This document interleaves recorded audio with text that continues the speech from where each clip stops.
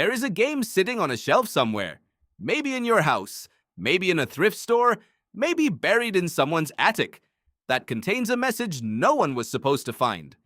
A message written by one person, hidden inside the code, sealed behind a trick that required players to do something the developers never documented, never hinted at, and actively tried to prevent. And it sat there for 30 years, waiting. This is not a legend. This is not internet speculation. This is one of the most quietly remarkable stories in the history of video games. Let us go back to 1979. The game is Adventure. The platform is the Atari 2600. And the developer is a 27-year-old programmer named Warren Robinett, who was, by his own account, furious. Atari had a policy, a strict, non-negotiable policy. Developers would receive no credit for the games they made, no name on the box, no name in the manual, no acknowledgement anywhere that a human being had spent months of their life pouring everything they had into a piece of software. The official reasoning was that rival companies would poach talented developers if those developers became publicly known. The real effect was that Atari treated its creators as invisible. Warren Robinett did not accept this quietly, but he also did not quit. He did something stranger, something more patient, and something far more lasting. He built a secret room. Inside Adventure, a game about navigating mazes, collecting objects, and slaying dragons, Robinett hid a single pixel. One dot. A single point of color so small it was nearly impossible to see against the background of the room it was placed in. The dot was not an accident. It was a key. If a player picked it up, carried it to a specific barrier, and then carried another specific object through that barrier at exactly the right moment, a wall would open. Behind that wall was a room that had no gameplay purpose whatsoever. No enemies, no items, no objective, just 4 words in the game's chunky pixel font. Created by Warren Robinett. He was 27 years old. He hid his own name in a game because no one would let him put it on the box. And then he quietly left the company. No one at Atari noticed before the cartridges shipped. Hundreds of thousands of copies went out into the world. And the secret sat there, dormant, waiting to be found. It took 2 years. In 1981, a teenager named Adam Clayton discovered the room, possibly by accident, possibly by extraordinary persistence, and wrote a letter to Atari. Atari's response was to announce the discovery publicly, framing it as a feature, calling it an Easter egg. The term stuck. From that moment forward, the idea of hiding secret content inside a piece of software had a name, and every developer in the world knew what the name meant. What Warren Robinett did in those months in 1979 changed the culture of game development permanently. Researcher and gaming historian Stephen L. Kent, in his book The Ultimate History of Video Games, traces the Easter egg tradition directly to Robinett's act of defiance. Robinett did not invent hidden content out of nowhere. There had been tricks and surprises in games before, but he gave it intention. He made the secret personal. He made the secret meaningful. And that changes everything about what an Easter egg is. Think about what Robinett actually built. He was not hiding a cheat code. He was not hiding a joke or a bonus level. He was hiding proof of his own existence. He was saying, I was here. I built this. You are playing something I made with my own hands, with my own mind, through my own hours of labor, and you deserve to know that, even if my employer does not think so. The room behind that wall was not a game feature. It was a statement.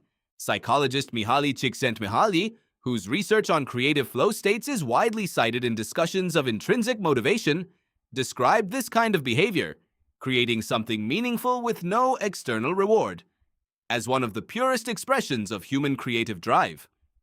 Robinett was not building the Easter egg for recognition at the time. He had left the company before anyone found it. He built it because the act of building it meant something to him, because leaving his mark felt necessary in a way that transcended whether anyone would ever see it. And someone did see it. Eventually. Someone always does. The discovery of Robinett's room in 1981 set off a wave. Suddenly, developers everywhere understood that the game cartridge, this tiny sliver of read-only memory with almost no space to spare, could contain a layer that existed entirely outside the official product. A layer that was personal, a layer that was human. Programmers began hiding their initials in scrolling credits. They hid full text screens, photos converted to pixel art, musical compositions, entire playable minigames.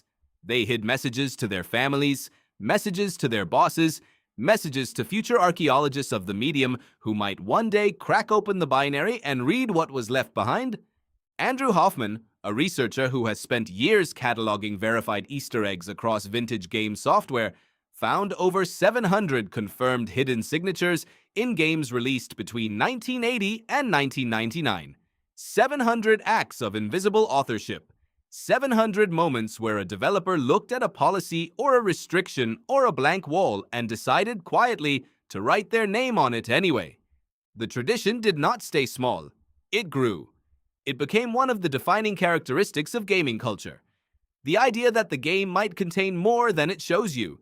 That somewhere, behind a wall, under a menu, after a sequence no one has tried yet, there might be something waiting. A message, a room, a face. And this changes how you play. It has always changed how you play, even if you never found a single Easter egg in your life. The possibility of hidden content shifts your relationship to a game from passive consumption to active exploration. Gaming historian Tristan Donovan, in his book Replay, The History of Video Games, argues that the Easter egg tradition is one of the key early forces that transformed games from simple products into worlds. Environments that rewarded curiosity for its own sake, that made players feel the game was deeper than its surface, that suggested somewhere, somehow, a person had left something behind just for you. This is why you explore. This is why you check every corner. This is why, when a game gives you no reason to go left, you sometimes go left anyway. Warren Robinett, reached in interviews decades after Adventure shipped, has said he had no idea the Easter egg would be found. He assumed it might go undiscovered forever.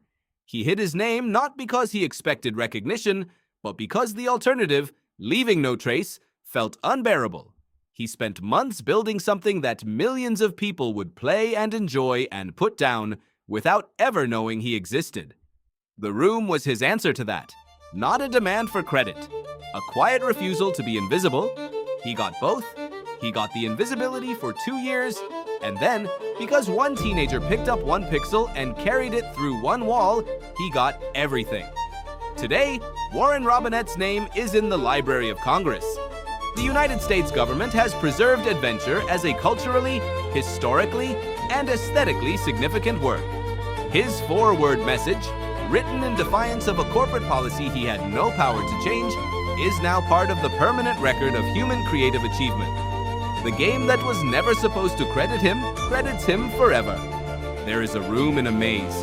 You have to pick up a pixel you can barely see, carry it through a wall that should not open, and walk into a space that has no purpose except to say, someone was here. Someone made this. Someone wanted you to know. You are holding a cartridge right now. Maybe not in your hands, but in your memory, in some corner of your experience with games, and somewhere inside it, someone left something. A name, a joke, a message, a room no one was supposed to find. The question is not whether the room exists. The question is whether you are willing to pick up the pixel.